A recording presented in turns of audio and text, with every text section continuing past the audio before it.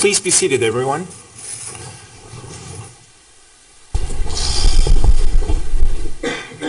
The record should reflect that the jury has joined us again. Welcome back, folks. At this time, let me inquire of the defense to see if there is an opening statement on behalf of Mr. Holmes. Mr. King? Yes, please, Your Honor. All right, you may proceed.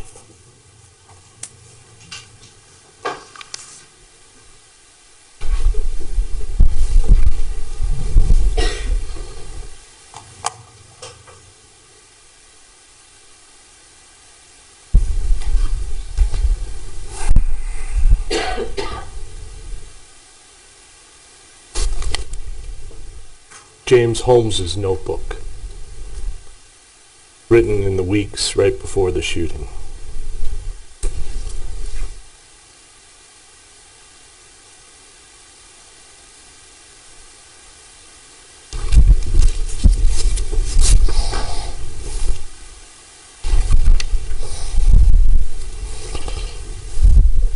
We are all one unity. As such, there is no difference between life and death or space-time. All things, actions, and phenomena are not multiple ripples. Instead, the universe is a single unitary preponderance of which we are each part of. This may be unfathomable to some and result in the seeking of escapism and attempt at reductionisms of unity into fractured entities. To me, this unity is infinitely complex. Much more preferable is a simple system. Unity through nil. Why? Why? Why? Why?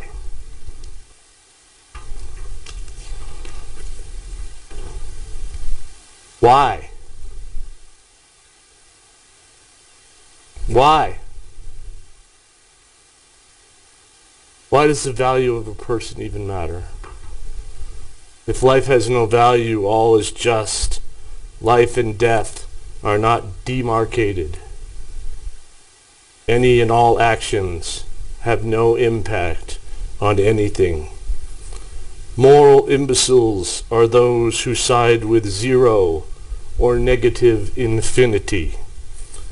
The ideals of society are founded on positive infinity.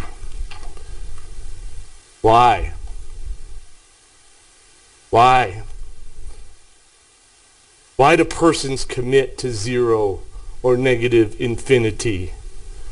All men are created equal, and all men are uncreated equal. But in between, there is inequality. Why? Multiplying both sides of an equation by zero when mankind can't find truth, untruth is converted to truth via violence times zero. Problem equals question mark. Zero times problem equals question mark times zero. Based on an incorrect theorem, zero equals zero. Problem solved. I have spent my entire life seeking this alternative, so that the questions of how to live and what to live for may be addressed.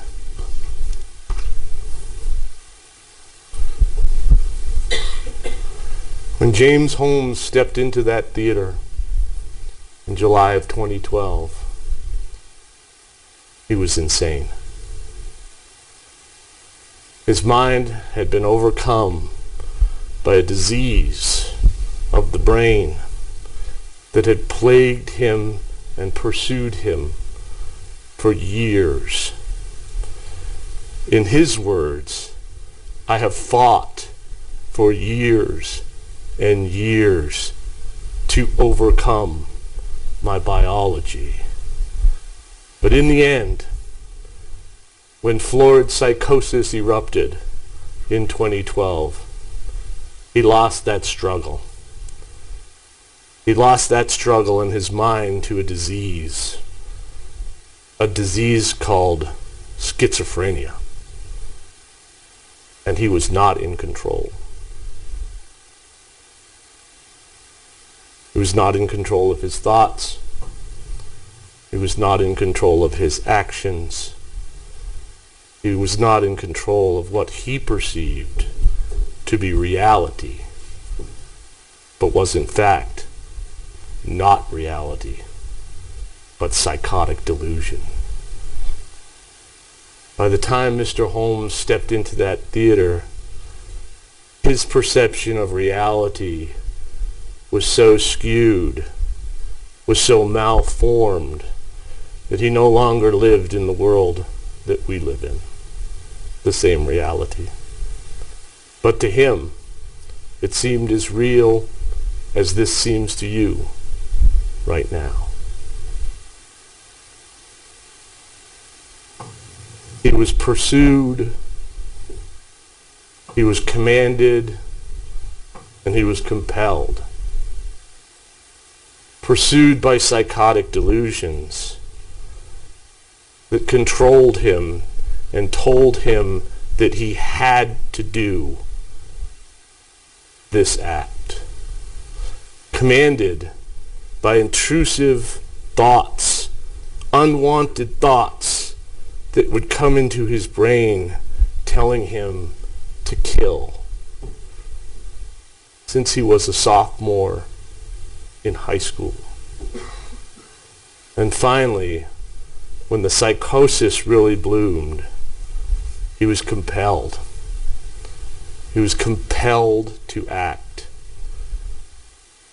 There was no choice to be made. Through his psychosis, he felt as if he was possessed. There were no other options. There were no choices. There was no rational consciousness operating. This is not the conscious choice of a rational mind. This is about a brain disease, a diseased mind, and about the power of psychotic delusion and how it can take everything away from a person. How it can take away the person's ability to form their own intentions and their own desires and replace them with the commands of the delusion. It's about how it can take away from somebody the ability to perceive and understand reality, and therefore the ability to understand and perceive and distinguish between what's right and what's wrong.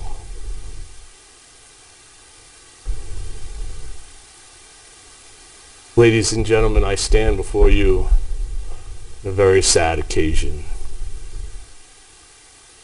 And with your permission, I humbly ask that I be allowed to discuss with you, first, a little bit about how you should approach this solemn duty that you are embarking on, and a little bit about the roles in the law that would apply to your decision making. And second, with the help of Ms. Spangler, I want to describe for you a little bit about what our presentation during the course of this trial will be. Because the story Mr. Brockler told you is not the whole story. It's only a part of the story.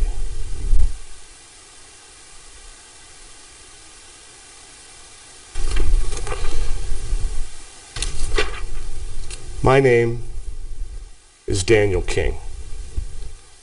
And I, along with my colleagues, Catherine Spangler, Tamara Brady, Rebecca Higgs, Kristen Nelson, represent Mr. James Holmes. At the end of this trial, I too will stand before you.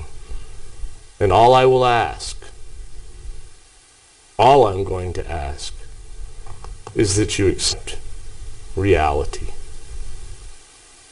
A reality that the prosecution has chosen not to accept because it doesn't suit their purposes.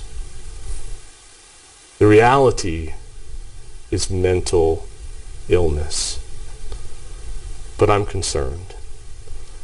And I think we need to talk about that further. The magnitude of what took place in that theater as a human event is impossible for us to even comprehend. The suffering and the pain that have been endured and continue cannot be quantified and cannot be qualified. And I'm not going to try to do that. We're social creatures. And when something like this happens, it strikes down deep inside our human core. We feel sad. We feel angry. We want to stand for our way of life, for our community. The ripples of effect of this event extend out in every direction. To the community, to the first responders, to the treatment providers, and mostly to those whose lives were irrevocably changed or ended, or those who had loved ones whose lives ended just because they chose to attend a movie. These feelings are human and natural and right for us to feel as human beings. But ladies and gentlemen, I am concerned because that river runs deep. And you're not just human beings, you're now jurors. And you've sworn an oath. And part of that oath, as the judge just instructed you, is that neither sympathy nor prejudice may affect your deliberations. I don't know how you're going to do that. You're being asked to set aside fundamental human emotions. I don't know how you're going to do that. But that's your task.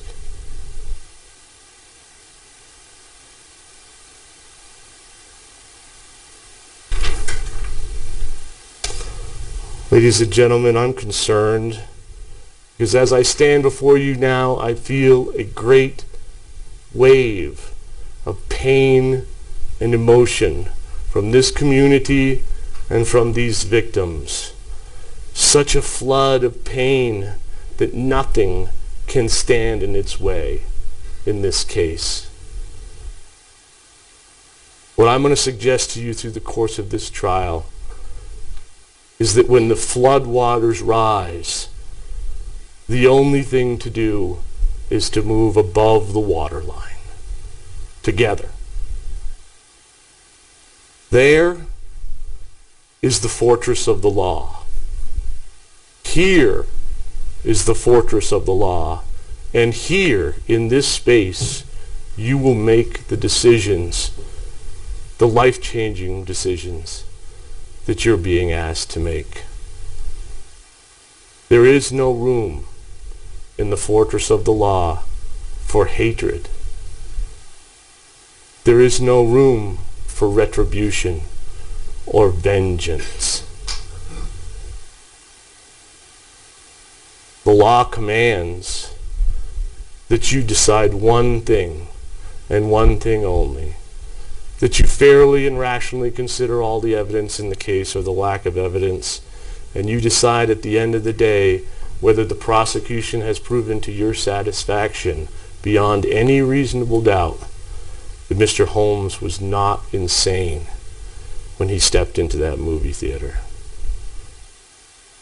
Not whether mass murder is wrong, not how badly the victims were harmed, not about gun control, not about mental health treatment. Not here. Not here in the fortress of the law.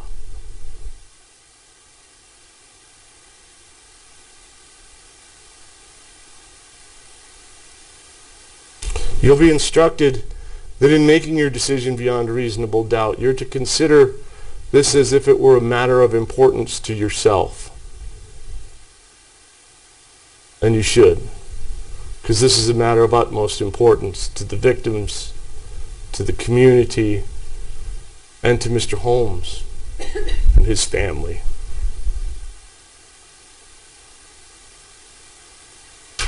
We all have roles here, and the judge is here to instruct you on what the law is.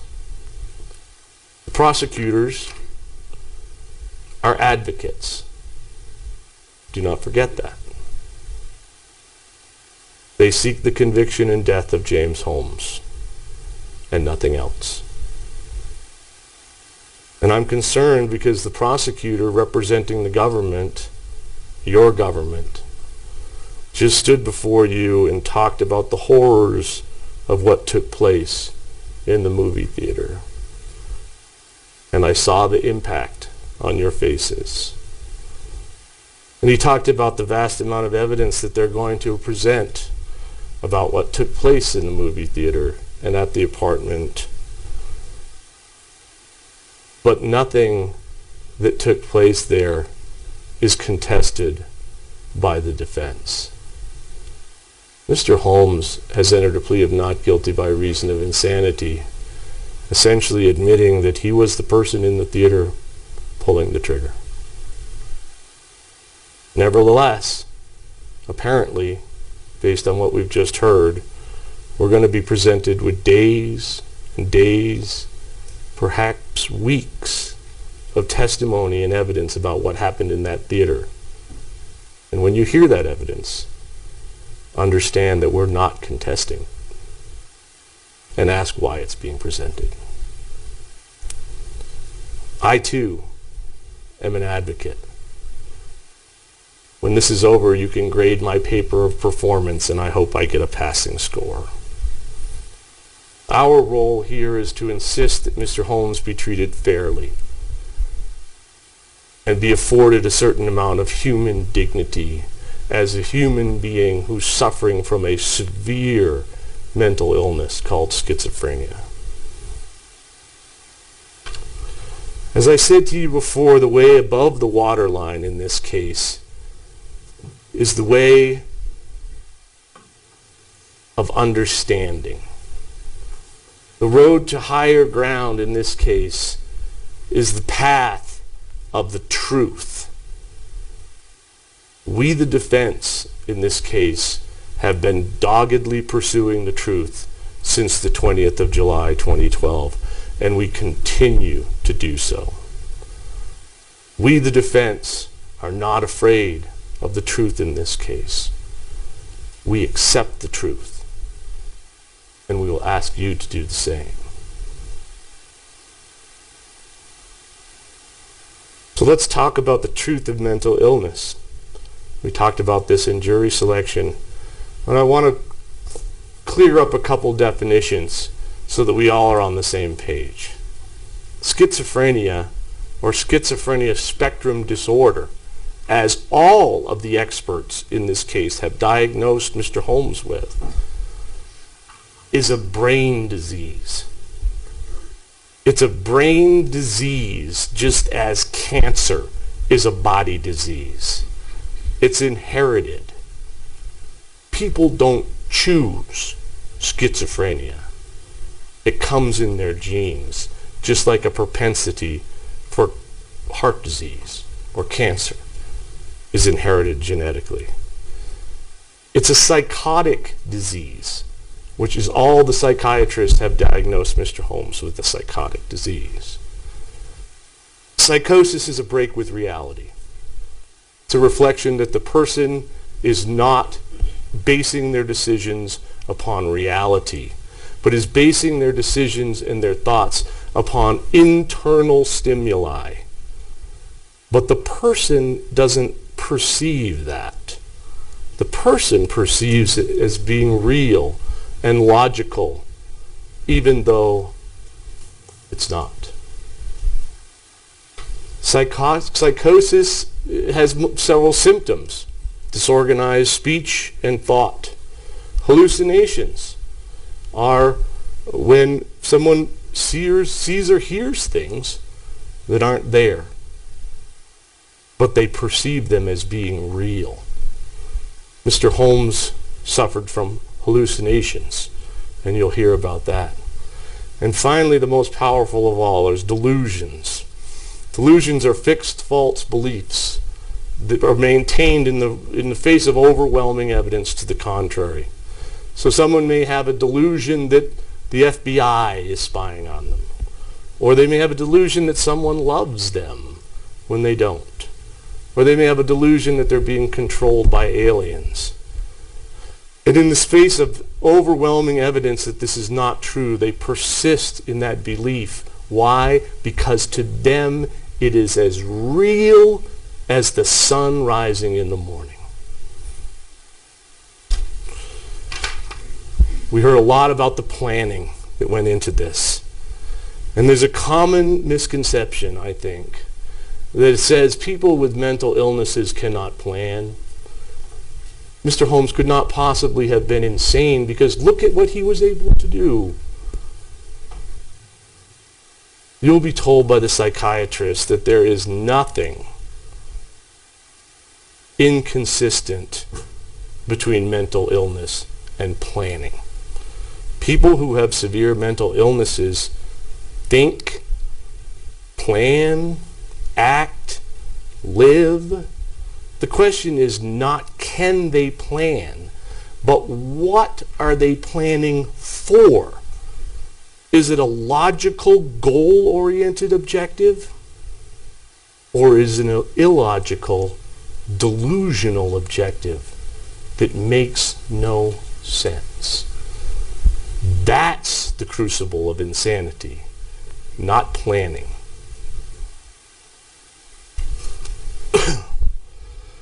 There's an inclination, I think, that when something terrible happens to insist that somebody has to be to blame. And mental illness can sure sound like an excuse. But in this case, it's not. The illness is real. It can overwhelm lives. There will be no doubt in your minds by the end of this trial that Mr. Holmes is severely mentally ill. None. In the 32 months since he's been incarcerated, he's been evaluated and treated in person by more than 20 doctors. 20 doctors. These are psychiatrists, psychologists, the team of doctors that treated him when he had to be hospitalized at Denver General for psychosis, neuropsychologists, neuropsychiatrists, doctors from the state hospital in Pueblo, doctors appointed by the court, doctors hired by the defense. Every single one of them agrees that of two things. Number one, Mr. Holmes suffers from a serious psychotic mental illness that shapes and forms his thoughts and actions. And number two, Mr. Holmes is not malingering. Malingering means faking. Mr. Holmes has undergone hours and hours of interrogation. Every psychological test that you can imagine, every neuropsychological test that you can imagine, every measure of faking, lying, you name it, that the world of psychiatry and psychology has to offer. And every single clinician who has actually seen Mr. Holmes will tell you there is no evidence that he's faking anything, and there is ample evidence that he's not faking anything. Mr. Brockler talked to you about some inconsistencies that he perceived between the things that Mr. Holmes said to different doctors. The doctors will tell you these are not differences. They will tell you that these are not significant and do not mean that he's not telling the truth.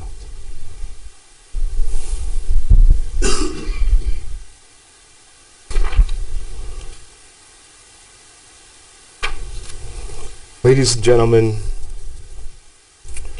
all we're asking in this case is that you accept the reality of mental disease, and you can answer all the questions that need answering in this case, including the question of why.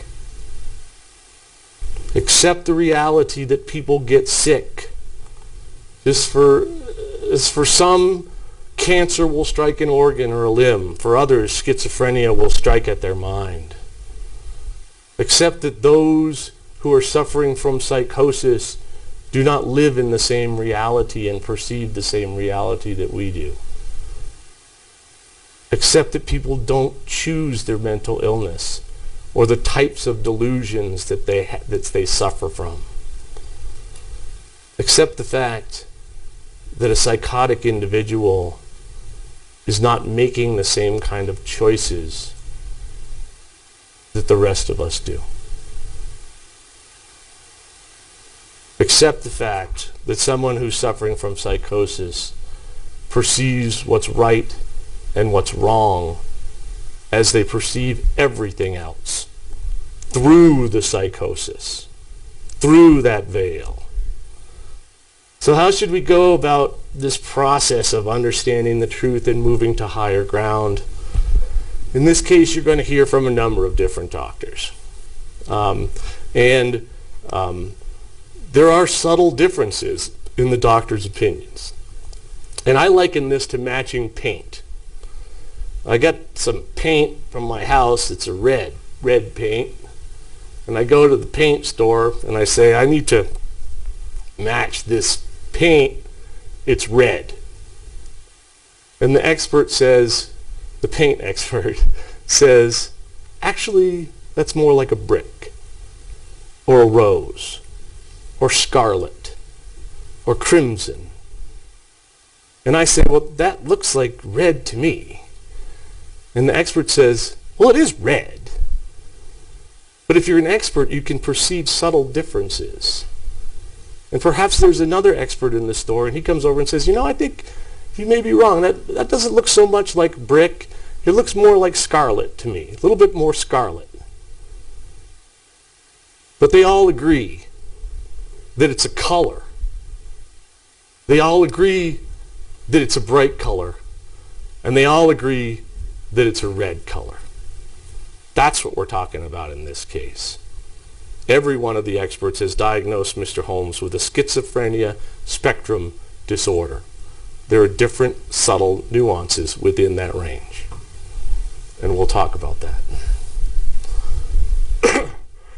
What the experts will tell you is when you're making a diagnosis, you look at the present symptoms that someone is displaying. And then you try to trace those symptoms back in time to figure out where they came from, to figure out the entire history in order to make an accurate diagnosis. of what's going on. So I want to talk to you about the hard evidence of mental illness that describe the nature and depth of Mr. Holmes' brain disease. First, I want to talk to you about the one bookend, the evidence of mental illness since the crime. And then I want to go back in time to his childhood and see if we can discover where this came from and why this happened. And then I'm going to sit down and Ms. Spangler will stand and she will describe for you the psychotic process as it unfolded in Mr. Holmes' mind during 2011 and 2012, that school year. Because as you will hear, schizophrenia lies latent in people. There are signs of it when you're a child or when you're developing through adolescence. But it blossoms into full psychosis when individuals are in their early 20s, the same age that Mr. Holmes was when it happened to him. That's when the psychosis erupts. So what does the disease picture look like now? Ms. Spangler will talk to you about the bookend of before the crime. But I want to touch on just a few things because Mr. Brockler left some important facts out when he described those months. First of all, Mr. Holmes told others. Secondly, he sought help.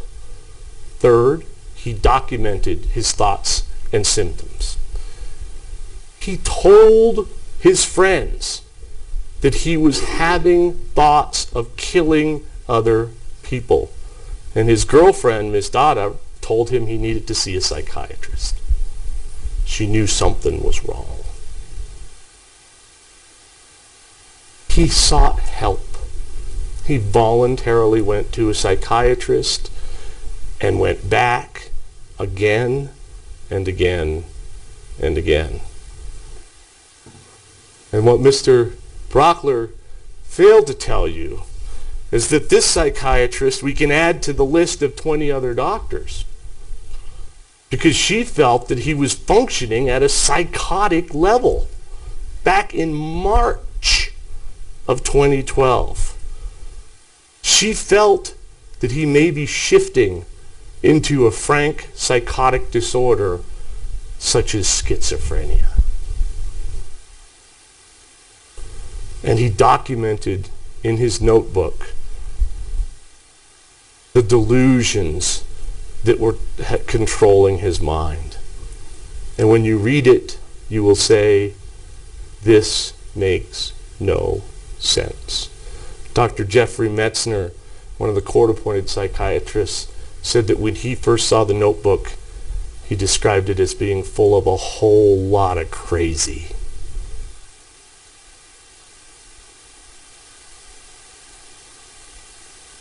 Let's think about this crime as an event.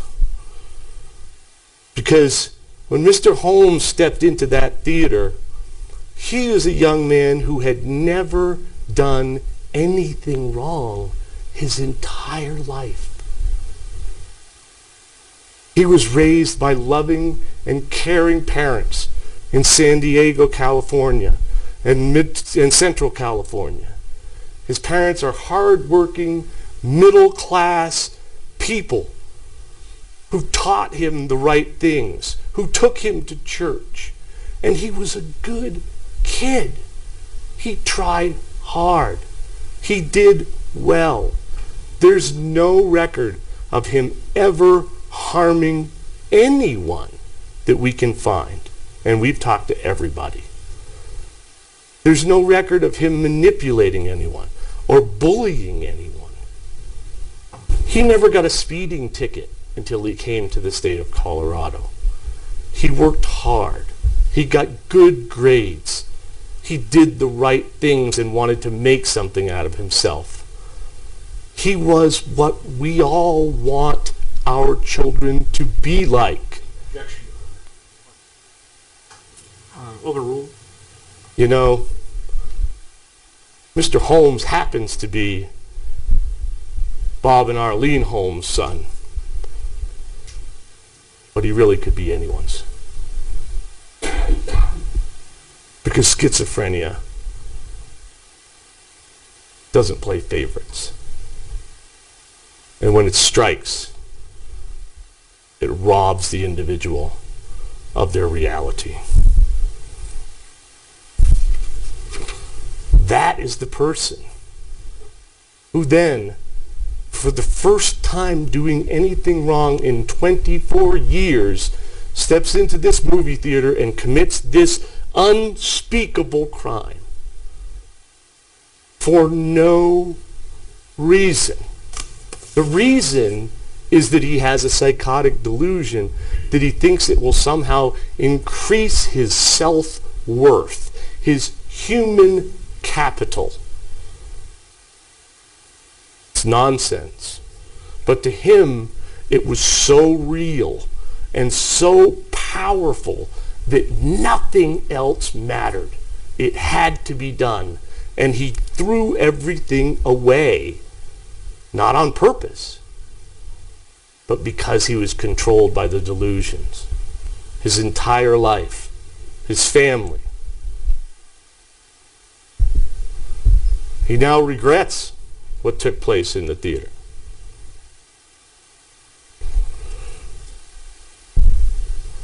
There's no rational explanation for what took place. People do things for reasons, folks. People commit crimes for reasons. Money, revenge, anger, hatred, political, religious reasons, make a statement. Maybe they think it's fun. None of those apply to Mr. Holmes. You can run at this from any direction you want, and you will not come up with a reason that makes any sense. Because it doesn't. I find myself, and you will find yourself too, trying to put rational, logical reasons to what's going on. Trying to attribute logic to what Mr. Holmes was thinking. But you can't do that because there's no logic to it. It's based on delusion and unreality. After the crime took place, Mr. Holmes stepped out of the theater into the parking lot, and he did nothing. He stood there. All of the elaborate planning that had gone on had gone away because he was done. He stood there, and they arrested him. And the officers that arrested him describe him as being out of touch, staring off into space, disoriented, dripping with sweat. They describe him, when they took him into custody, as offering no resistance whatsoever. Not even normal involuntary muscle resistance, the officers say. It's just totally limp.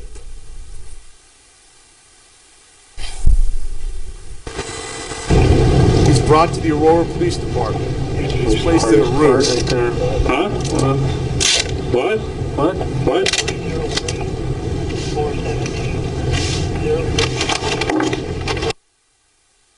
Paper bags are put on his hand to preserve evidence. And he's asked, what are these for? And he says, popcorn.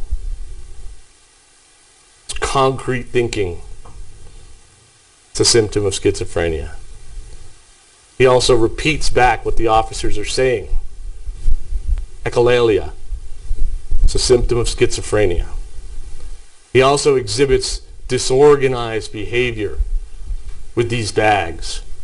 And you'll be told by the experts that people with schizophrenia exhibit disorganized, nonsensical, even childlike behavior in inappropriate circumstances. In your hands, but just bear with me. Just leave them on there. We'll get them off before we see you, okay? Trust me. Yeah. Yeah. Huh? Is this because of those things? What things? What's this for? Huh? What's this We just for? want to make sure that your hands are protected.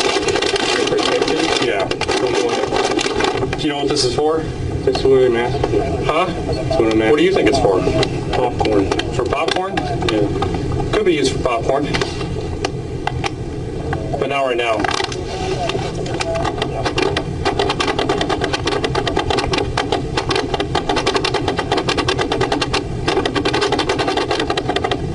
We're left alone for hours. It goes on and on and on.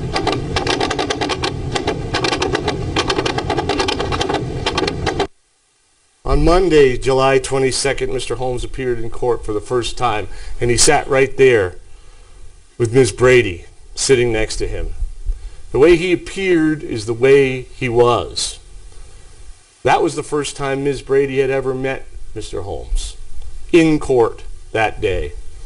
I had met him with Mr. Gongalak on the 20th when he was booked into the county jail. We saw him for about 10 minutes in a holding cell.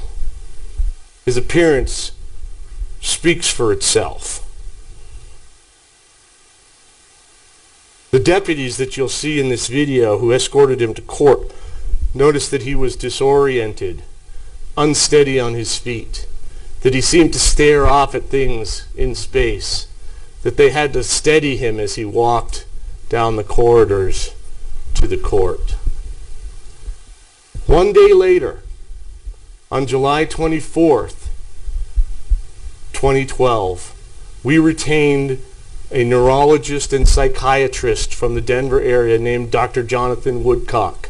And we asked Dr. Woodcock to visit Mr. Holmes in the jail and to tell us what he thought, to report his observations and thoughts. Dr. Woodcock talked with Mr. Holmes about his present symptoms and his history, and he concluded that without any doubt, he thought Mr. Holmes was floridly psychotic at the time. And he gave him a tentative diagnosis at the time of schizoaffective disorder, which is in the schizophrenia spectrum of disorders that I've described. That's still his opinion today.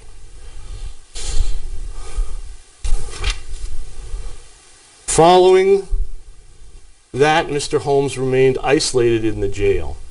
He saw no one other than the lawyers that visited him and the deputies that fed him. He continued to display odd, nonsensical behaviors. He continued to communicate delusional, psychotic thoughts. He continued with the bizarre behaviors. And while he was in the jail, he continued writing.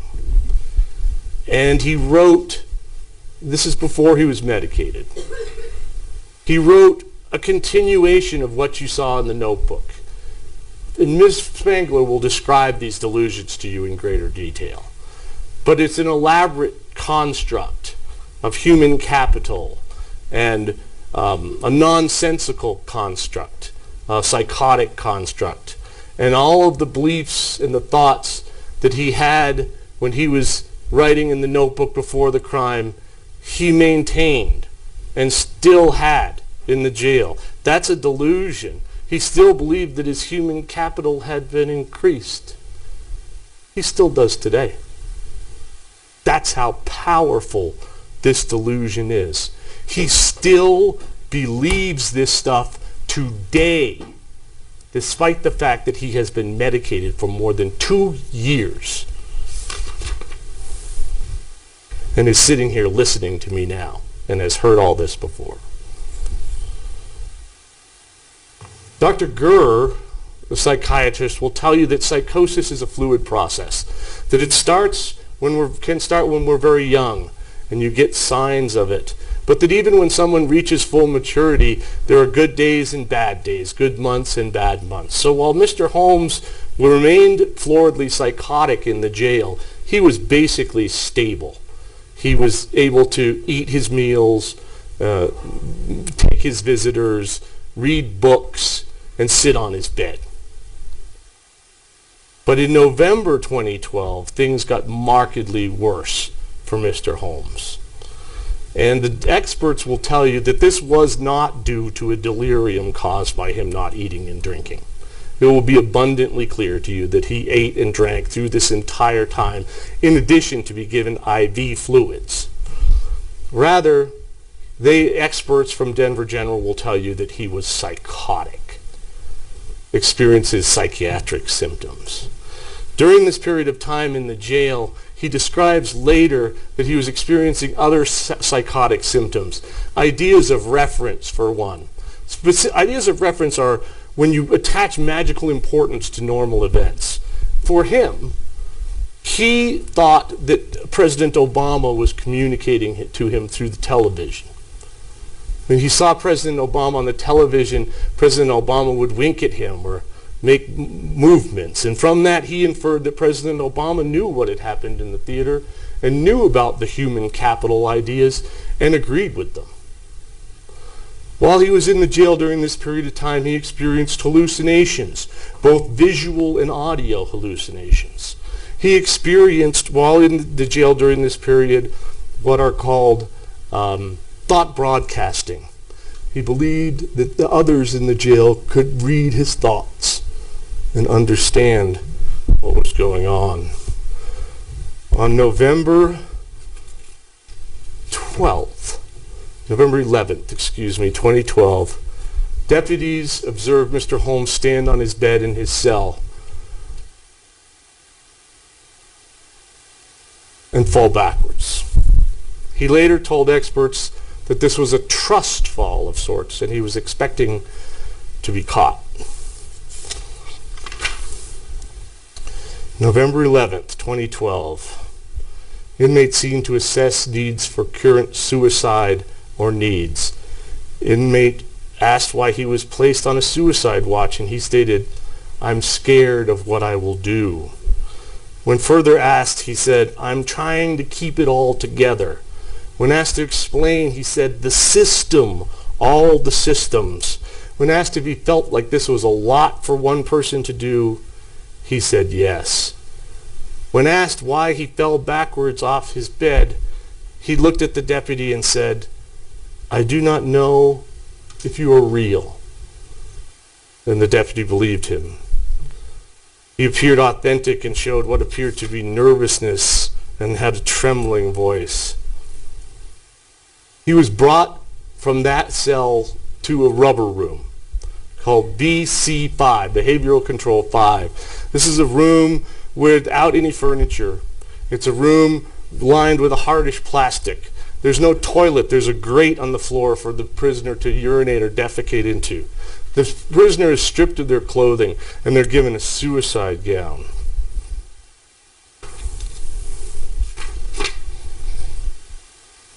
November 12th, did not come to the door to get breakfast, observed to lie face down on floor with arms under himself and pull at an empty sack bag as if trying to get something out of it. He later was observed to take suicide sack breakfast and toss it down the toilet grate. Remains naked, demonstrating odd behaviors, licking the wall, rearranging the blankets, attempting to open the window. Attempts to communicate are ignored and given a blank stare. Unable to communicate. Ate lunch meat between two flattened cups. Ate the paper, too. Did backward somersaults with a cup balanced on his penis during the trick. Noted to be sucking his thumb and crying. The inmate was carried from one cell to another on a blanket. He was unable to walk. He did not respond verbally. His lips moved as if to speak, but no sound came out. His sclera, his eyes, were bloodshot and tearful. They couldn't get a pulse because of the stiffening of body. He attempted to go into a catatonic state, lying on his stomach with his arms twisted and his legs up in the air, bent at the knees. I observed Holmes lying naked in the cell, November 13th. This is 48 hours. Not covered with the blanket. There were feces in the cell. The smell smelled like urine and old foodstuffs. Due to unsanitary conditions, he was moved.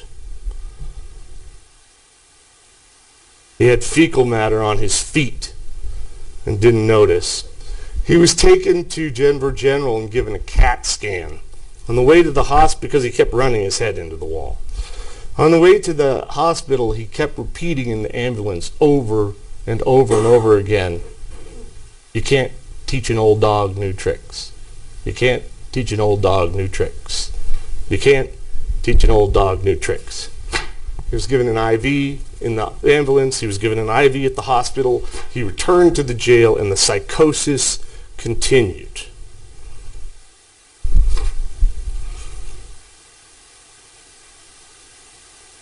I saw Holmes standing at the wall, hitting his head on the wall opposite the cell door. He then backed up to the drain in the cell and ran into the wall head first. He fell backwards, falling on the floor by the drain. He kept saying things like, "There's a shadow. Where's the shadow? You're a shadow. Where's Father?" After hitting his head, he was crying and ranting out, saying, "I see shadows, you're a shadow." They tried to give him an EKG, but he was shaking, and they were unable to complete the task. Many of the behaviors you see in these videos are expressions of another severe psychotic symptom called catatonia, where the person is rigid and unable to move. And you heard a description of that earlier.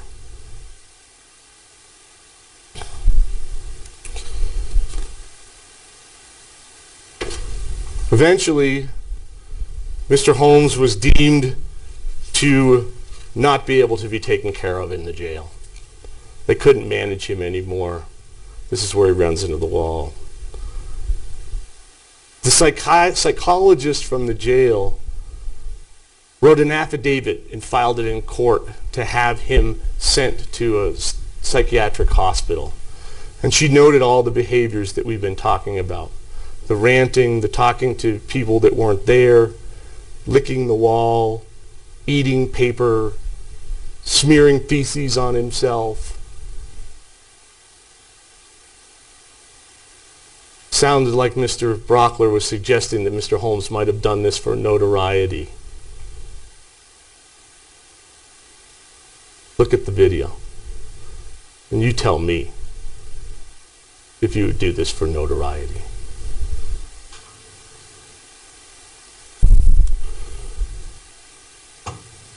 He was sent to Denver General Hospital, and he was taken in an intake there. And this is the affidavit written by the psychologist from the jail that talks about all the symptoms and asks that he be committed. Upon intake at Denver General, he's treated by a team of psychiatrists, and they determine that he is psychotic. He's hearing voices, up to 8 voices at a time, you'll see in the note. He's got paranoid delusions going on. He presents psychotic with catatonic features, been engaging in bizarre behavior, disorganized thought process, perseverating on food and drink, responding to internal stimuli, endorsed hallucinations, on and on and on. When he first arrives, he's unable to speak at all, just repeating things like point, counterpoint, point, counterpoint. They give him Haldol, a powerful antipsychotic medication, and he improves rather immediately to some degree.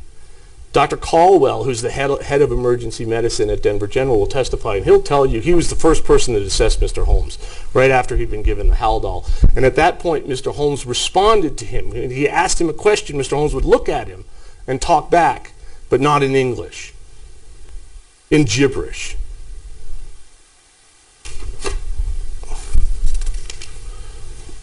They diagnose him with psychosis not otherwise specified because they don't know the history. They don't know where it came from. All they know is he's presenting as floridly psychotic right now.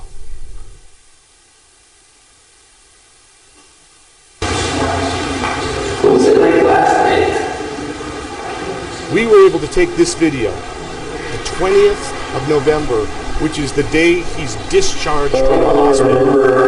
This is when he's been on medication for 4 days, and he's better. I was thinking of those blankets putting them on my head. Like hiding in under the covers. Who are you hiding from? Just like, I was trying to hide from shadows. So under the blankets, there shouldn't be any shadows there. There were a lot of shadows last night. Yep. So the part of what gets busy at night, or? Oh, I would say so, yeah. What's that like for you? Scary, I guess. Are the shadows, are they nice or mean or just mysterious, or what about them scares you? Sometimes they're nice, but typically they're prying and forceful. They speak to you? Yep. Do you remember anything they said? Or what did they say to you?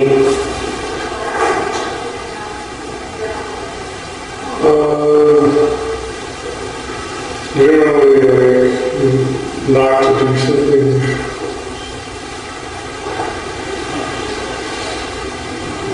So generally they're telling you not to do certain things. Yeah. Or like orders to do something. Or like orders to do something. We went back and found the surveillance video from the night before that he's describing, and lo and behold, he is trying to hide under the sheets. And when they take the blanket from him, he hides under the sheet. And they take the sheet from him, and he gets the fitted sheet off the bed and tries to curl up under that in a fetal position. And when they take that from him, he tries to climb under the mattress. When he returned to the jail, he told the staff psychiatrist at the jail, Dr. Mosier, that when he was there, he thought he was Peter Pan in a green vest, and that he was in a shadow box, a game, and it was not a fun game. Since returning from the hospital in November 2012, Mr. Holmes has continued taking the antipsychotic medication that he was prescribed in the jail, and it's had a positive effect on him. Antipsychotic medication doesn't cure schizophrenia, though. It's important that you know this. It lessens the symptoms. It can lessen the hallucinations. It can lessen the confusion. It can lessen the power of the delusion sometimes. But it doesn't cure schizophrenia. Schizophrenia is a lifelong disease, a chronic, deteriorative, lifelong disease. And he still has it to this day and still has the same delusions to this day. But all of the psychiatric and psychological evaluations he's been under have been while he's been medicated. And all of the doctors will tell you that will have a significant effect on lessening the symptoms. You may notice as he sits here in court that he appears distracted or aloof or unconnected. And that's in part because of the medication that he's on. You should not assume that this is the way he looked or acted before he was medicated, because it's not.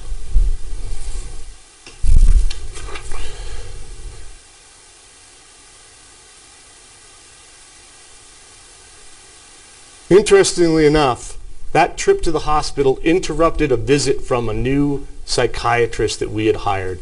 At that point, we knew we were dealing with something serious, and we engaged in a search for a psychiatrist. And we decided, and you should too, that we wanted to hire somebody not who was paid to be a talking head. Think about this. If you had suffered from a serious injury, if you needed heart surgery, would you want someone who was experienced in heart surgery to give you that surgery? Someone who was trained and treated people in hospitals every day? Or would you want the doctor who appears on the nightly news and gives commentary to perform your heart surgery for you? Nowadays, there are a lot of talking heads out there with a lot of opinions. But we wanted someone who was a true expert. Dr. Raquel Gurr is one of the foremost experts in psychotic disease in the world. She doesn't normally work on criminal cases. She works at the University of Pennsylvania, where she runs the psychiatric program there, where she teaches and treats patients and does research with million-dollar grants into schizophrenia and studies the brain and how these things are developed. She's probably talked to more psychotic people than any other doctor that I'm aware of. Thank you. We chose her and we asked her to work on the case. You'll hear she doesn't work on a lot of cases. She's worked on very few. She worked on Ted Kaczynski, the Unabomber. She worked on Jared Loughner, the mass shooting down in Tucson. She has worked on a few others. When Sandy Hook took place, she was summoned to the White House by the president and the vice president for a task force because of her expertise in schizophrenia and mass violence. I want to quickly go back in time with you and talk a little bit about how this developed and how it formed. As I told you before, schizophrenia is inherited. So it's important that you look at family history to see if there's a history of mental illness. And in Mr. Holmes' case, he was both blessed and cursed by his genetics because he's a very smart person, but he was also loaded for mental illness. I just want to talk about a couple people. This is Robert Holmes Sr. He is Mr. Holmes' paternal grandfather, his father's father. He was a very successful man, a career army officer, a military planner, I think, strategist. And he first experienced his mental illness when he was a cadet at West Point. And later on in life, it went on to the point where it clearly and massively disabilitated him. The patient has been totally disabled through his treatment by this psychiatric disorder. On the other side of his family, this is his maternal grandfather, Burton Egan. Mr. Egan also suffered from psychotic illness. You can see here he was hospitalized and diagnosed with psychosis. By family reports, this was an occasion when he was working as a parking lot attendant and he started not making sense and handing out money to people rather than collecting it from them. He was diagnosed with atypical psychosis. He was hospitalized a second time. And during this, family members related that he was wandering around the yard of the family home in Carmel, California, naked, not making sense. This is Mr. Holmes' paternal aunt, the fraternal twin of his father. Ms. Holmes didn't cooperate with us because of the paranoid nature of her delusional disease. But you can see from that letter from her psychiatrist that she has been diagnosed with schizoaffective disorder, a variation of schizophrenia, the same disease that Dr. Woodcock has diagnosed Mr. Holmes with. She's been disabled for most of her life. She takes psychiatric medication, and even with all those supports, even with the medication and the psychiatrist and having had this disease for 30 or more years, she still periodically gets bad enough that she has to be hospitalized. Quickly, schizophrenia develops with the negative symptoms first. Psychosis comes later. First come the negative symptoms, emotional withdrawal, apathetic lack of interest in things. And this is what's reflected in Mr. Holmes' change in his personality as a child. When he was in elementary school, he was completely social, normal child. Interacted with other kids, played sports, was completely normal and interactive. When he moved into middle school and high school, things changed dramatically. He withdrew from everything. He started to feel like he was different. He started to think about suicide and attempted suicide at the age of 11, something Dr. Gurr will tell you doesn't happen unless there's something seriously wrong. And then it got worse. When he was a sophomore in high school, he began to have intrusive, unwanted thoughts in his brain telling him to kill people. And those thoughts continue to this day. Nobody noticed the mental illness at this early age. Why? Because he was getting straight A's. And he was causing no problem. And he was a good kid. Continued on into undergraduate school, where he started to experience hallucinations, and the intrusive thoughts continued. And eventually, when he was accepted at the University of Colorado, his father asked to drive him for a road trip to go. And Mr. Holmes said no.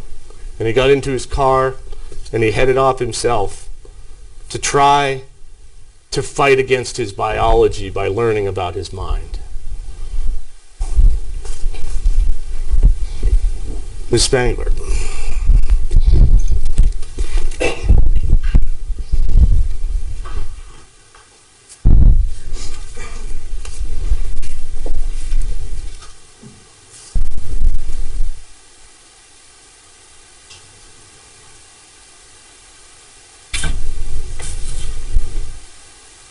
Mr. King just spoke with you about the importance in evaluating mental illness, and specifically James Holmes' schizophrenia, in looking at both what was happening to Mr. Holmes both prior to and following the tragic events of July 20th of 2012. Mr. King brought you back in time to James Holmes' normal middle-class upbringing in Southern California, a time when you heard that Mr. Holmes, in the way that he interacted with the world as a teen, as a child, as a young adult, is fully consistent with the beginning stages of schizophrenia. Mr. King brought you forward in time to the days and the weeks and the months following the shooting, specifically to November of 2012, when James's mind once again rapidly deteriorated and he was hospitalized emergently at Denver Health, doctors recognizing psychosis and placing him on an antipsychotic medication that he remains on to this day. And you can look at these periods of time like bookends to the mental illness, bookends that are critical in the analysis and evaluating mental illness. It's the history, it's the timeline that is so critical. If you drop into someone who suffers from schizophrenia's life for 6 months, for 8 months, and you try and make judgments about that person, they can be inaccurate because you don't have that full life history. And what I would like to do is I would like to spend some time talking to you about the time before Mr. Holmes was accepted into the University of Colorado. Then I'd like to talk to you about the time that he spent at the University of Colorado. And then I would like to spend time in depth talking to you about the months and the weeks leading up to the events of July 20th. That was a time when James Holmes was psychiatrically much sicker, when he was increasingly losing the ability to control and to defend against his most aggressive symptom of his schizophrenia, which was his delusional thinking. James Holmes clearly experienced symptoms and signs of mental illness as a child, and you will hear that schizophrenia does not hit all at once. Schizophrenia and the symptoms, they quietly enter one's life. They can slip in. And for James Holmes, it was no different. You heard that he had homicidal thinking as a child. He had thoughts about these sort of nuclear winters, these vague thoughts that were a coping mechanism to stress and to suicidal thoughts. And you'll hear from an expert, and they'll tell you that experiencing that as a child is highly unusual and can be an indicator of a major mental illness. You also may have heard, but will hear, that Mr. Holmes, even as a child, felt that there was something wrong with his mind, something wrong with his brain, and he wanted to find a fix for it, which is why he wanted to study the brain, or neuroscience. You'll hear over the years that Mr. Holmes was quiet, awkward, shy, and those types of outward appearances are completely consistent, fully consistent, with the negative symptoms of schizophrenia. The negative symptoms are the symptoms that appear while that disease of schizophrenia is revving up, like sniffles or sneezes before a full-blown cold. And they don't debilitate someone. So you do hear and did hear about Mr. Holmes, successfully completing high school. He spent time playing soccer. He got into college. He successfully graduated from college. And the experts will talk to you about a few concepts related to schizophrenia that are important to talk about up front. First of all, there's no single presentation of schizophrenia. If somebody knows somebody with schizophrenia and says, oh, I know what schizophrenia looks like, they don't, because we're all so uniquely different. And the disease will affect each individual who it strikes differently, just the same as any other disease. The symptoms that the person experiences, the intensity of the symptoms, the way that the symptoms may interact with each other, all of that can be different for different people, which is why there are periods of good times and bad times, good days and bad days, even good hours and bad hours. You'll also hear from the experts, they'll talk about how James's intellect interacted or fit in with his mental illness. Because certainly James Holmes was genetically gifted with a high IQ and genetically cursed with a family history of pervasive and serious mental illness. And those two things don't cancel each other out. They coexist. And you'll hear one expert describe James's intellect and the way that it interacted with his schizophrenia by using a metaphor of a large gas tank. It's like a large intellectual reserve. And it takes a longer period of time to get to empty. And James will get to empty. And it can take a longer period of time for people to notice those signs and symptoms of mental illness. But as Mr. Holmes enters into his 20s, a time of psychiatric significance for the disease of schizophrenia, and certainly a time of psychiatric significance for Mr. Holmes, you do start to see the more pronounced effects of his disease that's now revving up and going into high gear. Others begin to notice the negative symptoms of schizophrenia, and you heard the prosecution refer earlier to some of those graduate programs that didn't accept Mr. Holmes. And Mr. Holmes was experiencing decline in function. He did not get into a number of graduate schools when he was a senior in college and applied. Now, for someone not that interested in science or doesn't test very well, that wouldn't be a decline in function. But for Mr. Holmes, with the academic trajectory that he had and the ease with which he had in taking written examinations, regurgitating that information, one would expect him to get into those graduate schools, and he did not. So for Mr. Holmes, that was a decline of function, which is a red flag or an indicator of schizophrenia. The other thing is at age 22, he's living with his parents in the same town that he essentially grew up in and was working at night in a pill coating factory. Now, for some, that's not a decline of function at all. For Mr. Holmes, with his academic trajectory and where we think he might be at the age of 22, also a decline in function and also an indicator of schizophrenia. But there's fluidity within the disease. There's fluidity within the negative symptoms, those shyness, introversion, social awkwardness, the things that Mr. King spoke about earlier. There's also fluidity and movement within the psychotic process that we'll talk about in just a bit. But Mr. Holmes did experience an uptick, and he was accepted into the University of Colorado graduate school when he was 23 years old, and he left his job, painting pills, his night job, and he came to Colorado in the spring of 2011. Mr. Holmes came to Colorado as a 23-year-old man. and he was looking forward to graduate school. You heard that he recognized as a child there was something wrong with his mind and he wanted to find a fix for it. And this was one step in that direction, the neuroscience program, or the study of the brain. His goals when he arrived were simple: a life of science, a life eventually perhaps with family, and to find a fix to quiet his mind. His arrival in Colorado marked a concerted effort against his struggle against what we now know to be schizophrenia.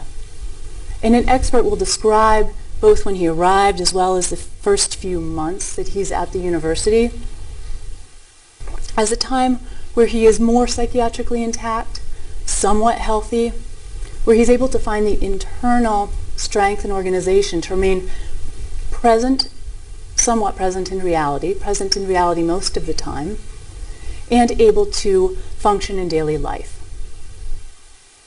And tragically, his ability to remain in reality changes dramatically over the course of his time at the University of Colorado. But during this time, during the first few months, he attends classes. You'll hear that he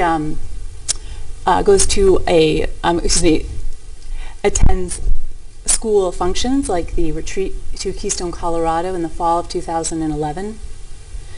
And you'll hear from his professors. You'll hear from the people who sat next to him in class. You'll hear from people who observed him in class giving presentations.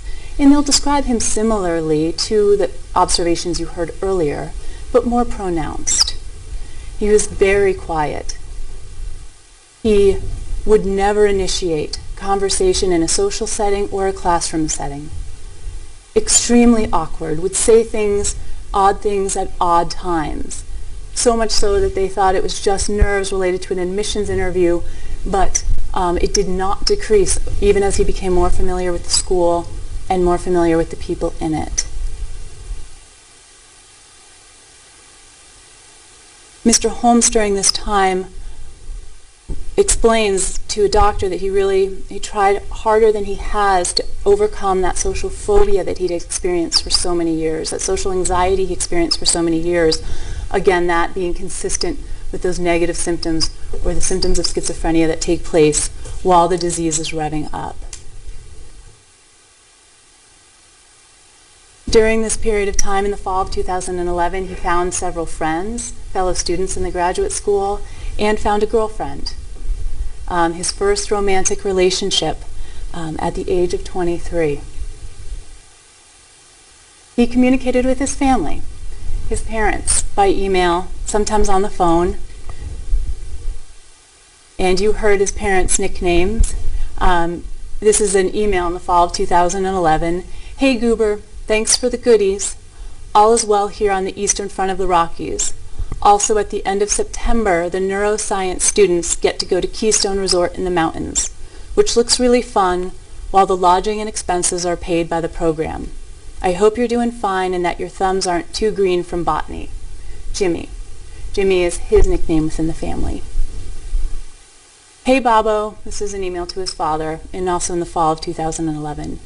Yeah, the clouds came this way. Classes are okay. The exams are take-home, which is kind of weird. There's 6 neuro students and 3 other med grad students that are partly in the program, Jimmy. In that photograph is actually a photograph that was a mouse pad that was in his apartment on Paris Street. And his Paris Street apartment looked no different from any other graduate student, filled with books, clothes, a snowboard, bike fix-it kit, video games, and a college man's cookbook filled with recipes that at the age of 23 brought with him to Colorado. So how do these tools, these pencils, these pens, the eraser, the calculator, tools that are so familiar to Mr. Holmes and have been his entire life and were for the first year that he was at the University of Colorado, how and why do they turn to these tools? Guns, gear, tools meant nothing but for destruction. Brand new tools and foreign tools. And how and why does this 23-year-old graduate student with his entire life in front of him, who loves his family loves him, who is talented, how and why does he become the only suspect in the indiscriminate shooting deaths of men, women, and a child? And the reality is that in the upcoming months, in the spring of 2012, James Holmes experienced a mental break, a psychotic break. He was living in reality, but his mind was divorced from reality, and that break escalated through the months of the spring and into the summer of 2012. His thinking was diseased. His thoughts were telling him things that weren't true, and his thoughts were telling him that he was in a life struggle that had no basis in reality, didn't exist in reality, but to him, he believed it with every fiber of his being. When he stepped into that theater on July 20th, his thoughts and actions were consumed by his disease. His thoughts and actions were not driven by choice. They were driven by his delusion, his most aggressive symptom of his illness, and driven by disease. And when he stepped into the theater on July 20th, his mind was so diseased, it could not make that choice based on an ability to distinguish between right and wrong.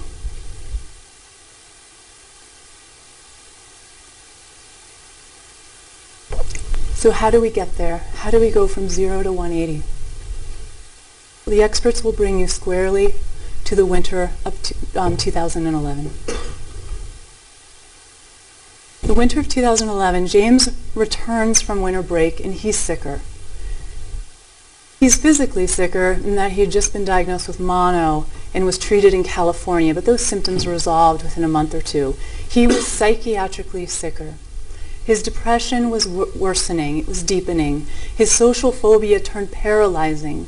He could get the words out in class, but he was filled with anxiety all of the time. His symptoms of his psychotic illness are worsening. He turned 24 years old a few weeks before he left for winter break. And this is an inner struggle. And he is now at the peak age of onset for a psychotic break. And the experts will tell you that is what he experiences in the early months of 2012. That break from reality, that divorce from reality with his mind. He's still interacting on a daily basis with reality, but his mind is breaking off from reality. This is also a time where his obsessive thoughts are increasing. His homicidal thoughts are increasing. His coping mechanism as a child and these thoughts about nuclear winter that come along with stress and thoughts of suicide, he's experiencing those and they're increasing.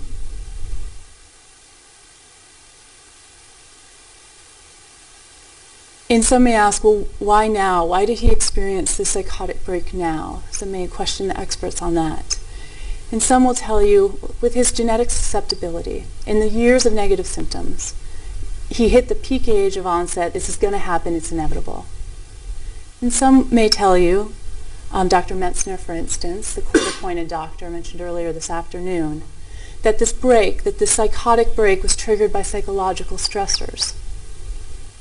Stressors that included the eventual, in a few months, breakup with his girlfriend. That was a big loss. It was a cordial breakup. There was no dramatic thing that happened. But for him, that was a big loss. It's not a motive, but a psychological stressor that may have triggered the psychotic break. The difficulty that James was having at the University of Colorado.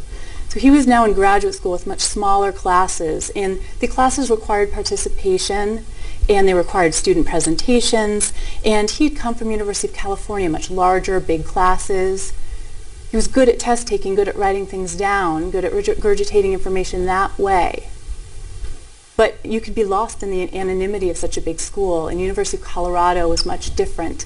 And with his social phobia, and with his disease progressing, and with his social phobia becoming paralyzing, that was a significant stressor, also a psychological stressor that could have precipitated the psychotic break, or could have certainly precipitated more severe symptoms that we'll see.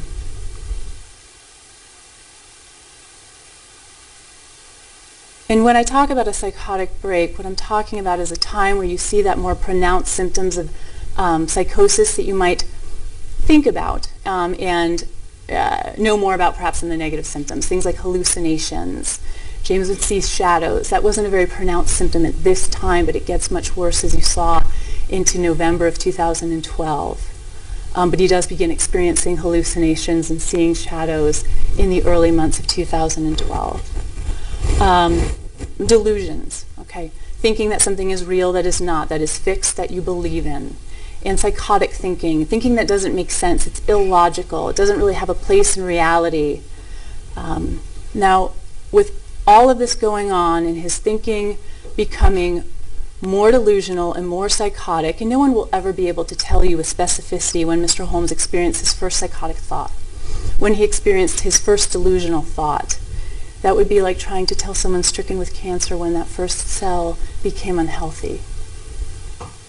But the experts will identify this period of time in these months as a time where he's experiencing delusional thinking. An expert will tell you that his thoughts at around this time begin hardening into delusions and delusional systems, and his delusions expand.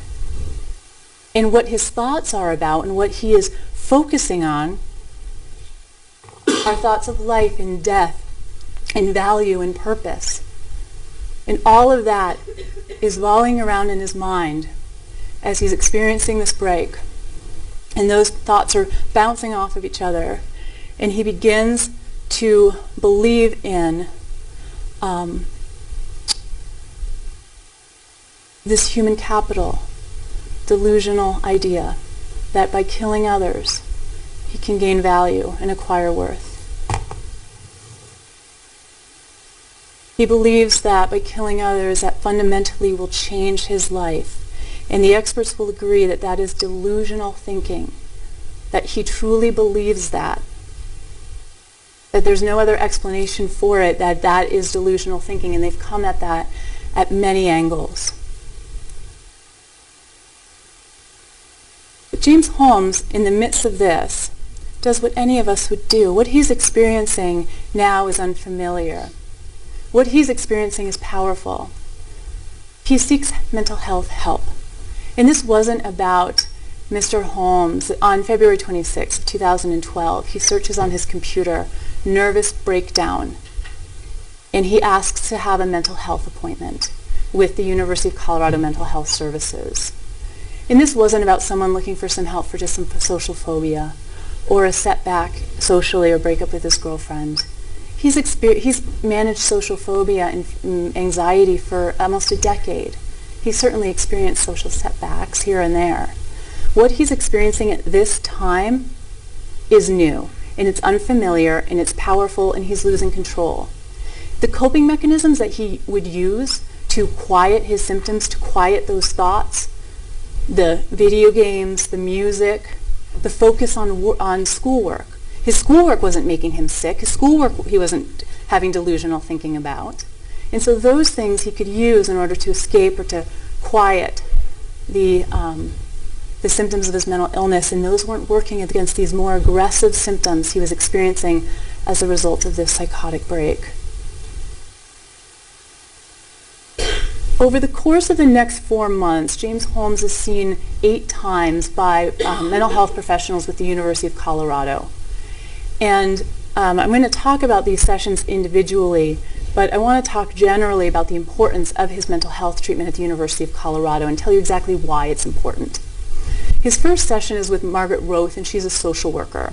She sits down with Mr. Holmes and recognizes there is something wrong. She recognizes signs of mental illness and refers him to a board-certified psychiatrist right away, who sees him within days. Dr. Fenton sees James over March, April, and May, and then she seeks her supervisor's help and brings in Dr. Feinstein at the end of May. And the importance of his treatment at the University of Colorado is really twofold.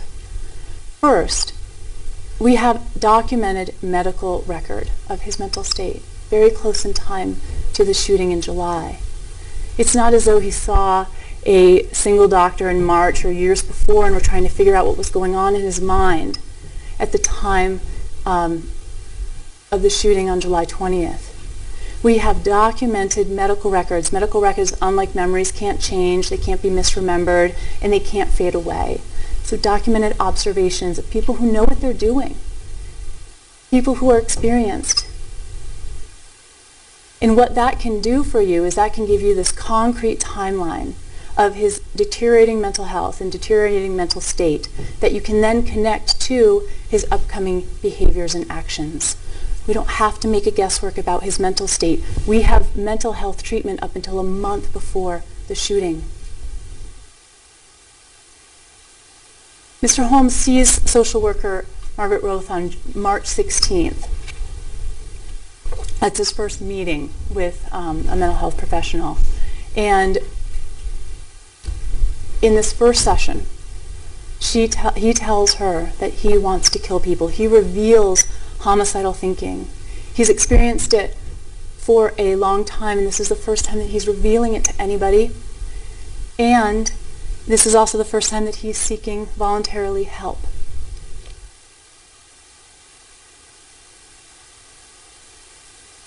Also, Margaret Roth recognizes immediately, within 40 minutes of sitting down with Mr. Holmes, she doesn't know him. He's a stranger to her. She doesn't know the genetic susceptibility or the life history or the change over time in his negative symptoms or the way he appears to others. And she recognizes he is the most anxious guy she has seen, has symptoms of OCD, and immediately refers him on to a board-certified psychiatrist, Dr. Lynn Fenton. You can walk around and you can observe people with serious mental illnesses interact with the world, but it's not until they sit down in front of you with someone who knows what they're doing and asking the right questions and talking about the things that they're sick about, not the things that they're not sick about, where that curtain to mental illness opens. And that's exactly what happens. She spends 40 minutes with him. Dr. Fenton sees him within a few days, on March 21st. And they talk about his life history, and he reveals that in bizarre thinking, that in 5th grade he got glasses and wanted to overcome biology. But the significance of this session as well is that to Dr. Fenton, he explains that he is having homicidal thinking, thoughts of wanting to kill. He explains to her that the solution to the biological problem would be to eliminate the problem through homicide, but can't kill everyone, so not an effective solution. He is seeking mental health help. He's having these experiences. He's talking about these experiences and trying to get help for them.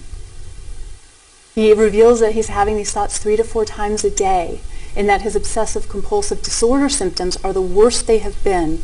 This is all layering in on what I just spoke about when he returned from the winter break of in early 2012. And he explores his homicidal ideations with Dr. Fenton. And Dr. Fenton, after meeting with James Holmes for probably about an hour, a stranger to her, without knowledge of the family history, without knowledge of the life history, without knowledge of the decline in function in the early 20s, recognizes, suspects psychotic level thinking. She's right. But the first meeting, she suspects psychotic level thinking. And this is just 4 months before July 20th. Within a few days, Mr. Holmes expresses his delusional beliefs, his delusional idea about human capital, and you saw this earlier. This is a G-chat with his girlfriend from graduate school. And she asks, what is so evil that you want to do? And he expresses, kill people, of course. That is why I live in the future. He's expressing this. He describes human capital. Some people may make $1 million, others $100,000, but life is priceless. You take away life and your human capital is limitless. And at the same time that he's having this delusional thought about value in life and purpose, he's also beginning to experience delusional thinking or illogical thinking about death and life. He believes that there is now no demarcation whatsoever between life and death, that there's no separation, that pre-birth, post-death, it is all the same. And the doctors will talk to you about this G-chat. Dr. Metzner, the court doctor I mentioned earlier, he was stunned when he saw this G-chat, stunned by its content, stunned, and he believes that this is evidence of delusional thinking. All the experts agree. This is delusional thinking. He's expressing it. Now, what's also significant about James Holmes' expression of this idea of human capital that he believes is real, and his thoughts, his diseased thinking is telling him that he is in a life struggle that has no basis in reality, but that this is a way out of that life struggle. But his expression of the idea, as he's getting psychiatrically worse and psychiatrically sicker, he believes that if you express something, if it exists outside of your body, you are compelled to act on it. And as he gets psychiatrically sicker, his defenses lessen and he becomes more vulnerable and believes that since this is outside of his body and it's delusional thinking, that he needs to act on it. And that's a compelling thing as he becomes more vulnerable, as he becomes more sicker. Now, I told you that when Dr. Fenton saw Mr. Holmes, just within a first session, she recognized the signs and symptoms of mental illness, pointing towards psychotic thinking. She also, in that first session, prescribed an anti-anxiety medication, an SSRI, by the name of Zoloft. And Mr. Holmes began taking the medication on March 21st, and within 4 weeks, Dr. Fenton increases the dosage 2 times. So by April 17th, the dosage is tripled. And James takes the medication as prescribed. He is beginning to have sort of psychotic and delusional thinking about his treatment, about his mental health. He believes that the medication will somehow fix his brain. And this is following an experience with a lab rotation that was mentioned earlier, this lab rotation where he didn't do very well. His stress about that lab rotation not going very well was a psychotic stress. That lab rotation occurred during this critical time frame from November to February, November of 2011 to February of 2012. And I'm sorry to digress from the medication, but this is important. And he did perform worse in that lab rotation than he had in his first lab rotation. That's decline in function seen with schizophrenia.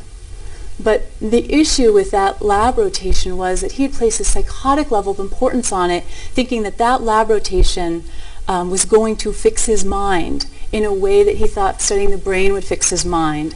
A lab rotation is not going to fix somebody's mind. That was a delusional thought. It was a thought that didn't have any place in reality. But that was a psychotic. It was not a lab that was studying mental health or mental illness. And so when that went poorly, and you'll hear the experts describe that as a decline in function, then he places the same sort of psychotic level of importance on medication.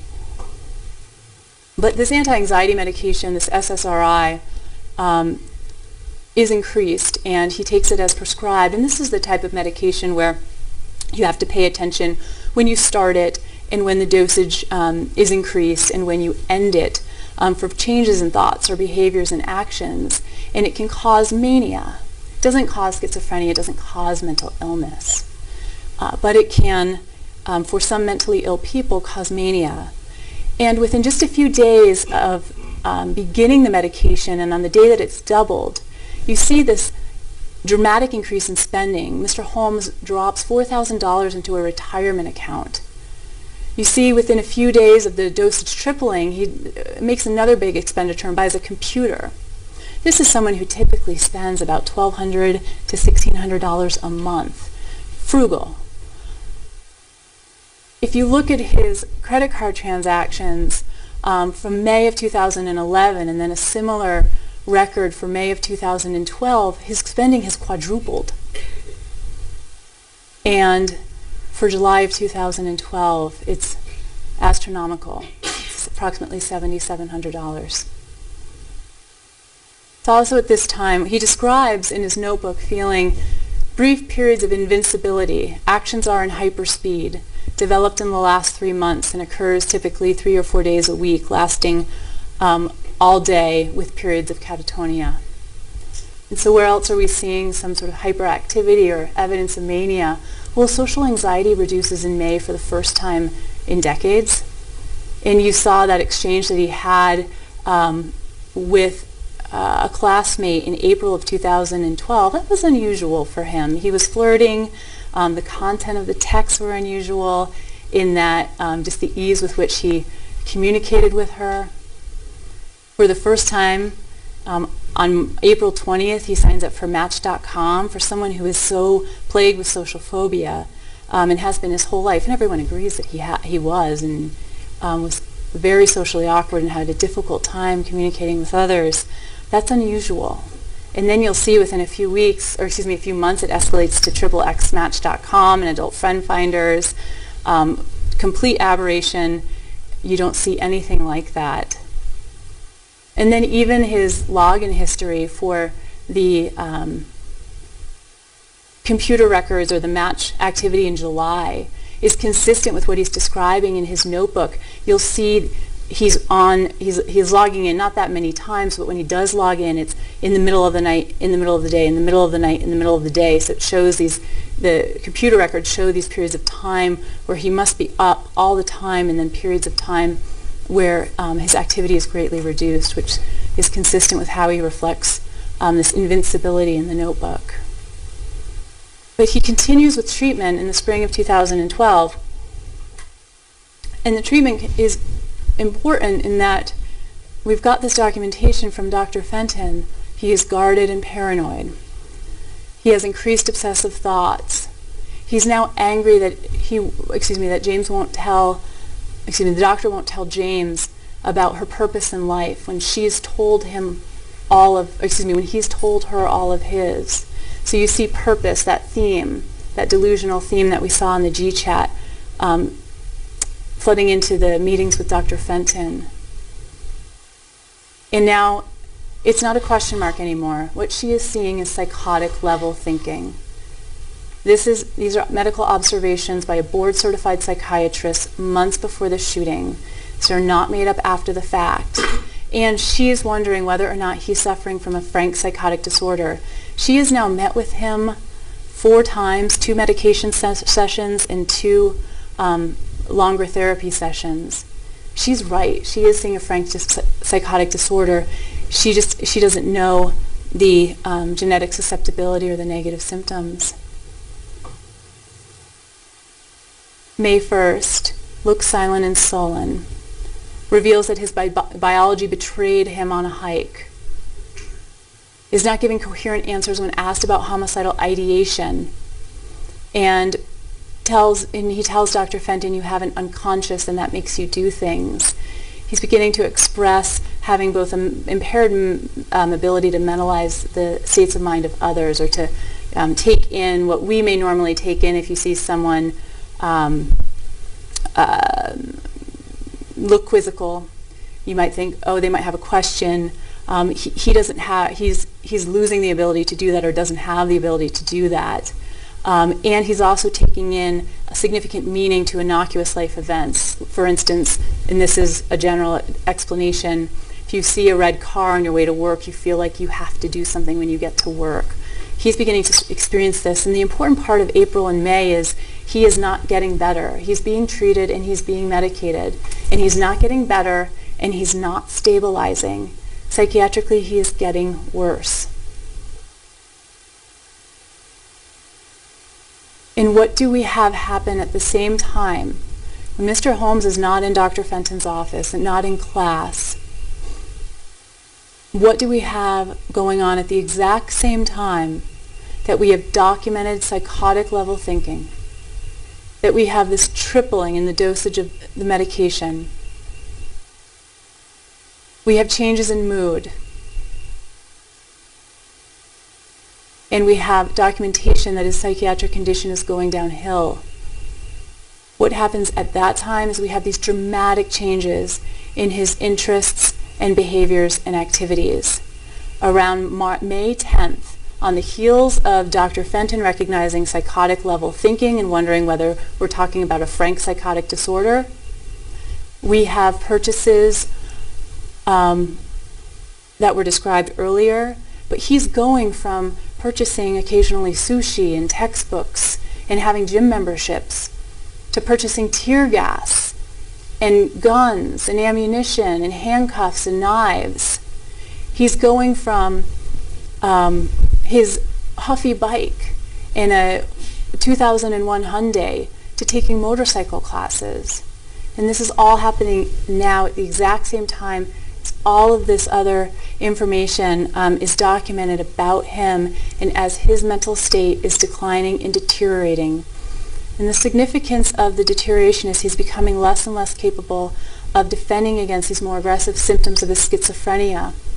And it's now controlling his behaviors and controlling his thoughts, and the delusional thinking, this belief that he is in this life struggle, and the way to get out of that life struggle is to kill others because that will bring you value, that will bring you worth.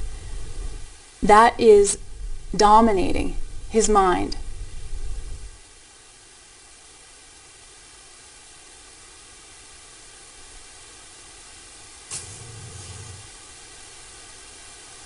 You'll hear that over the course of May, he does make those purchases I just described.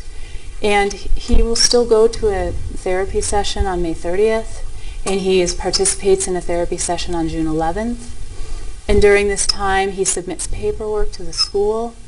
That's required for the next semester.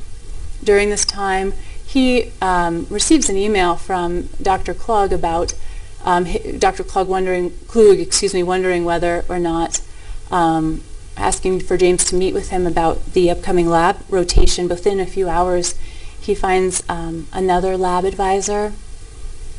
And you may ask yourselves and wonder why, if he has a plan firmly in place, why is he doing that? Why is he talking to Dr. Fenton about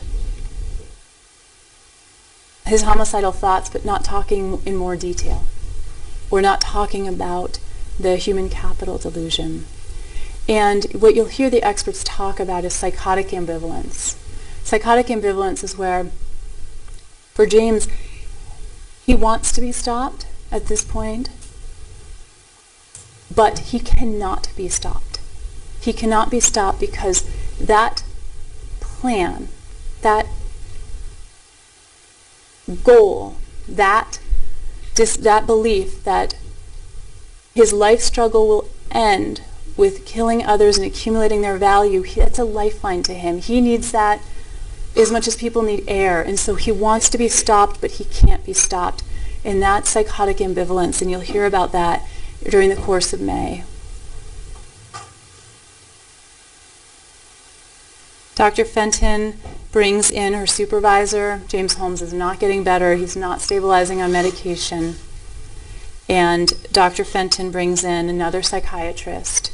And they meet and they do a talk therapy session. And James reveals he's not studying for prelims. He's going to take his preliminary examinations based on his natural state. That is highly unusual. He has dedicated himself to study. This is aberrant behavior. This is unusual behavior. This is new behavior that's taking place as he's psychiatrically deteriorating and in the midst of this psychotic process. Dr. Fenton does not reveals that she does not think that James has a sense of what others think about him.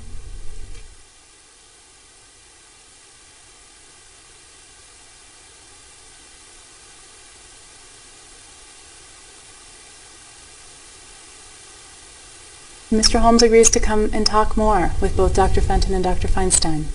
This is May 30th of 2012. So we're now close to the month before the shootings. Dr. Feinstein tells James that he couldn't really prevent suicide or homicide in the long run if a person is intent on it. And that statement has psychotic devastation to James, and the focus and the importance that he's placed on mental health and medication in particular, fixing his mind, and just getting rid of all of his thoughts of homicide and getting rid of all of his thoughts, all of his thoughts about everything that he's delusional about at this time.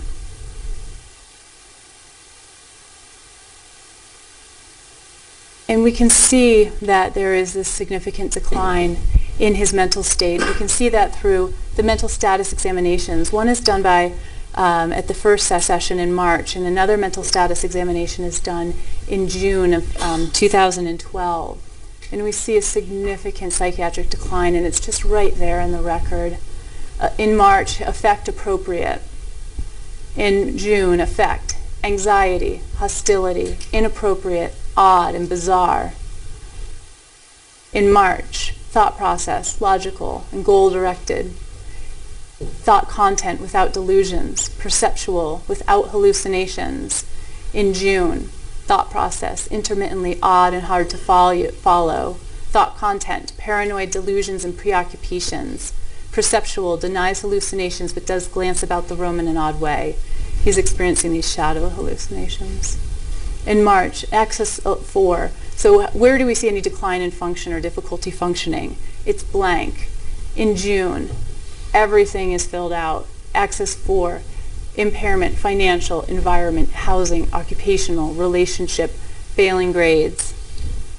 His psychiatric picture, his mental illness, is taking a nosedive. And because June 11th happens to be the last date that there is a medical record before the shooting, doesn't mean that his mental state plateaus or gets any better. It continues to go down, and we see that.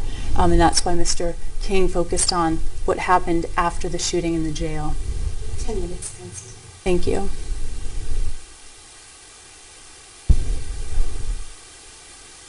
And in June, the last statements of Dr. Fenton seems more paranoid. His ability to mentalize about other states of mind is very impaired, and he may be on the autism spectrum, may be shifting insidiously into a frank psychotic disorder such as schizophrenia. And this is his last meeting with Dr. Fenton, because after this therapy session, he does meet with his advisor. He has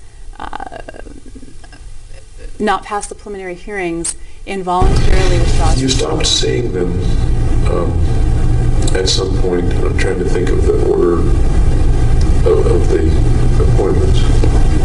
You kept every appointment that was made, as I recall. Yeah. Okay.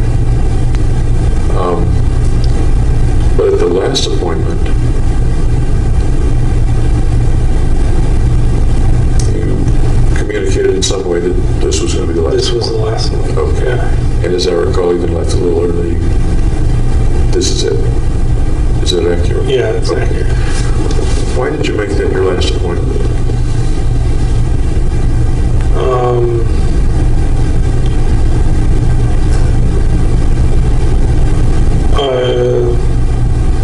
I don't know why. If there was a wish to fix you or to, on the one hand, fix things, fix your mind, and on the other hand, prevent the mission from taking place, prevent the track that things were on, to stop that. That kind of overruled the treatment. It overruled the treatment. Yeah. Pretty strong force. Yep. Where does such a strong force come from?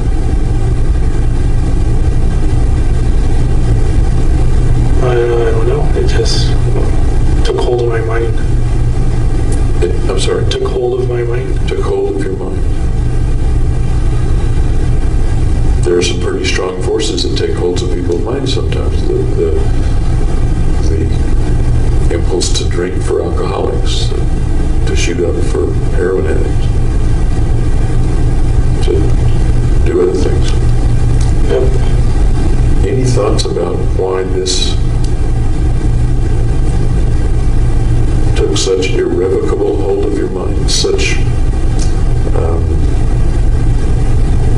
unbeatable hold of your mind? I don't know why it dominated, but it did.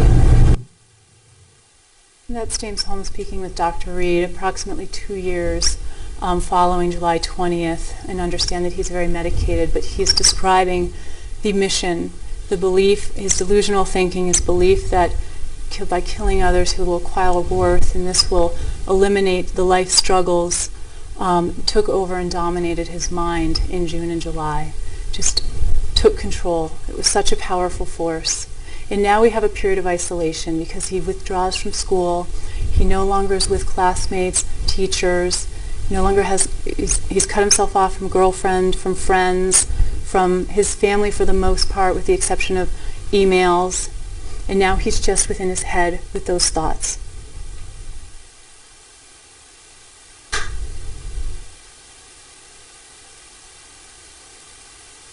These are the observations. This is what's going on with Mr. Holmes in the months leading up to July 20th. In Paris Street apartment, the end of June and into July turns to this. As he psychiatrically deteriorates, he believes that he is in this life struggle. It is a battle for him. He writes about that in his notebook. This is not a streamlined thought process regarding homicidal sort of action the way the district attorney described earlier. This is a mess of disorganized thinking when he's thinking about homicidal act and acting this out to alleviate this life's struggle. He is looking at armor and umbrellas that are lethal and swords. This is disorganized. This is a mess. This is his mind, and this is his diseased thinking. Books about bombs, death by toxins. Ultraception, it's referred to in the jail records, it's referred to in the notebook. Ultraception, it's not in reality. It's a symbol. And the planning that you see is not inconsistent with insanity when it's all directed towards a delusional goal.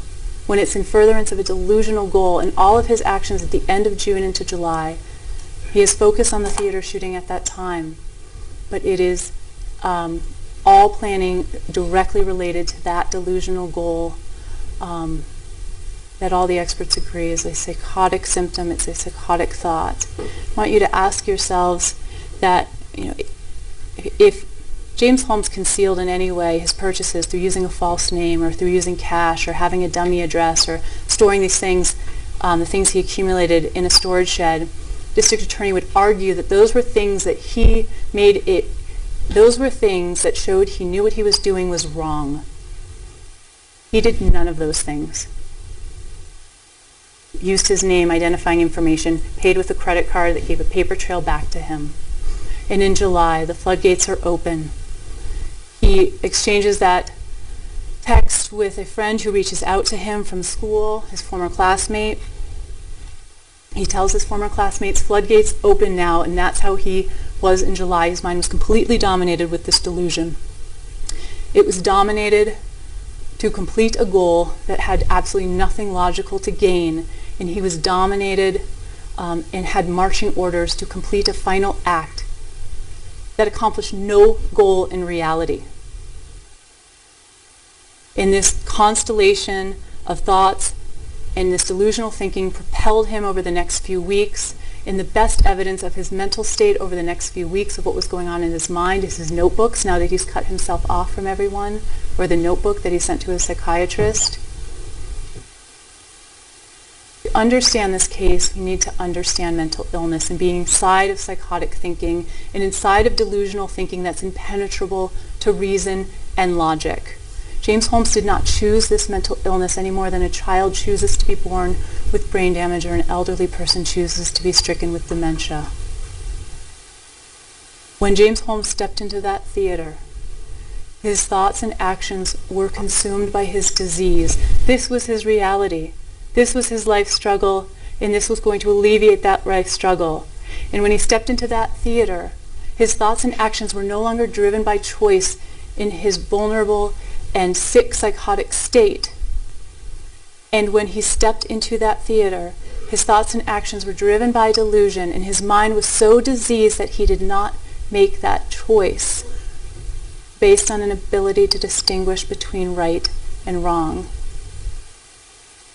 And that why may not feel satisfying, may not feel rational, and you have to be prepared for that. The why is coming from James Holmes' mind. He is sick. And irrational thoughts and beliefs are the product of a mentally ill mind. So even though there is a why, you have to be prepared for that why not to make logical sense to you. At the end of this case, we are going to ask that you return a verdict of not guilty by reason of insanity. Thank you, Ms. Spengler and Mr. King. Folks, I know it's late. I want to take just 5 minutes to remind you that there are rules you must follow. These are the same rules that jurors have always had to follow. During the trial, this courtroom is a place partially isolated from the outside world.